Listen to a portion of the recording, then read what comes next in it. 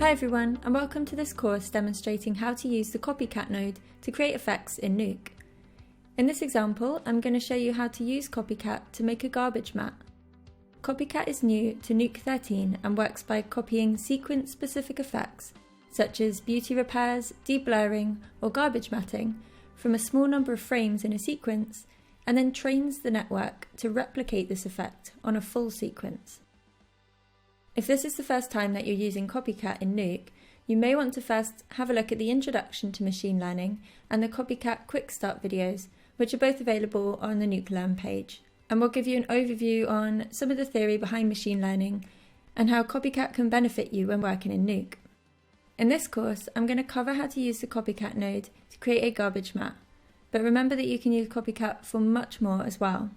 Mats are often created in Nuke using rotoscoping, which is a common compositing task, but it can be hugely time-consuming, and using machine learning can save you a lot of time and effort. It works by rotoing just a few frames and then applying the result to the rest of the sequence. So in this example, I'm going to use a .mov of 280 frames. You can also use an image sequence if you want. And the aim is to use CopyCat to create a mat of the woman running in this shot. Now, ordinarily, a roto artist would spend a long time extracting this mat and would probably end up going through frame by frame and refining the roto. So the first thing we need to do is to create a data set. And a data set is a number of image pairs that are used to train the network to perform a specific task. Image pairs consist of one input image and one ground truth image. The input image is before and the ground truth is after the effect is applied. So in this example, the before would be a single frame from the sequence, and the after is a manually created mat of that frame. So when you're making a data set, you want to make sure that you have a good diverse selection of images, as this tends to produce the best results. Now, what does a diverse selection of images mean? Well, in this example, I'm going to want to choose frames where the woman has her arms in different positions, where her arms are close and away from her body. I also want to choose frames where she's further and closer to the camera, and frames where she's in front of varying background elements. Choosing diverse frames for the dataset gives CopyCat more information to use during the training and can really help to improve your results. Do remember that this is the same no matter what effect you're using CopyCat for. The dataset should always be as varied as possible. The more frames you use for your dataset, the better the result is likely to be. So in this sequence, I want to make sure that I'm choosing frames where the woman is running in front of different elements, different colours and textures in the background. I'm going to make sure that I have frames where her arms are in different positions to create varying shapes for the mat. And I'm also going to want to have a look at things like motion blur and choose frames where there's a lot of motion blur and where there isn't so much. I should also be choosing frames where not only her red jumper is visible, but also her black trousers.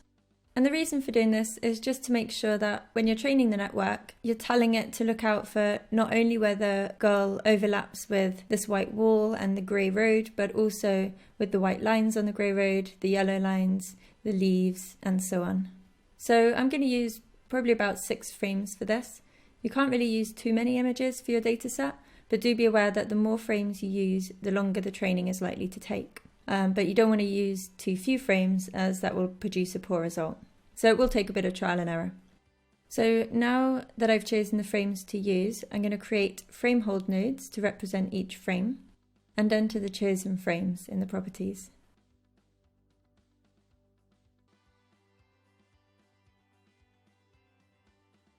You can also use a Python script to add these frame hold nodes to speed up this workflow.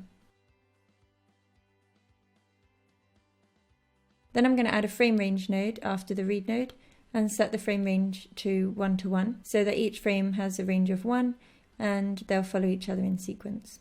If you prefer, you can also write out the chosen frames separately and bring them back in as individual read nodes. And now I'm going to add an append clip node and add an input for each frame hold node. You can also select all the frame hold nodes and then create the append clip node so that they're already connected and you don't have to pipe them in manually. The inputs don't necessarily need to be in number order, but it can help to keep things organized, especially if you end up using multiple append clip nodes. and I'll come back to why that is later on. So the next step is to create a mask for each of the chosen frames. And for this, I'm going to use a roto node after each frame hold node. If I quickly check the alpha channel for the footage I'm using, it's completely white, which is not ideal as I want to be able to roto a mask out. So what I can do is just add a shuffle node straight after the read node and choose the full black option for the alpha channel. And now I'm ready to start rotoing the girl.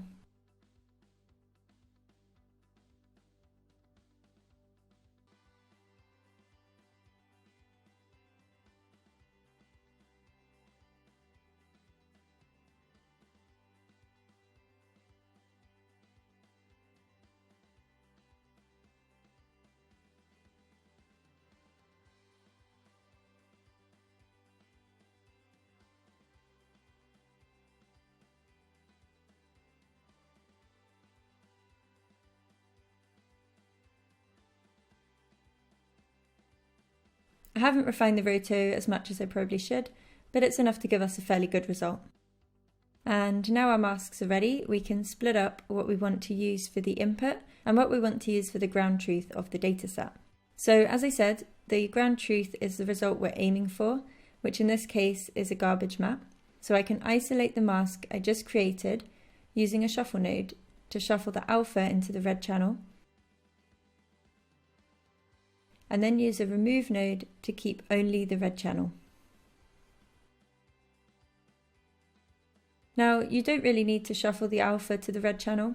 You can keep it in the alpha channel, but it is nice to be able to switch between them in the viewer without also switching back and forth from the alpha. And it also makes it easier when looking for errors, which I'll talk a bit more about at the end of this video. And then the input for our dataset is the original frames. So I can just add another remove node to keep just the RGB, but not the alpha channel.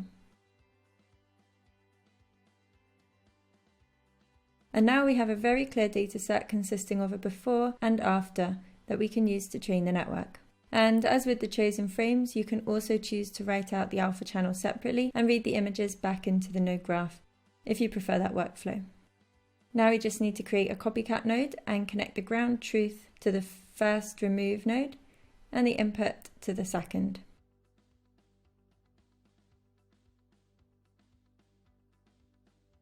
And just before I finish this video, I'll explain what the workflow would be if you did write the files out separately. You'll end up with two append clip nodes, one for the chosen frames and one for the mask. It's very important to make sure that the append clip input order is the same for the input and the ground truth. If they're not in the same order, then the images won't match up when training starts and you'll not end up with a good result. This is a really common issue, but it is an easy one to fix.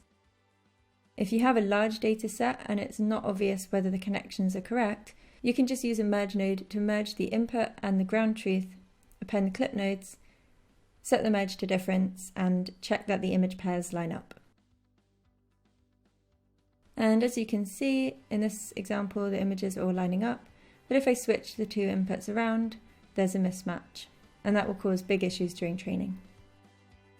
Okay, so now we have our dataset ready. In the next video, I'll talk you through the CopyCat node properties, show you how to train the network, and monitor the progress.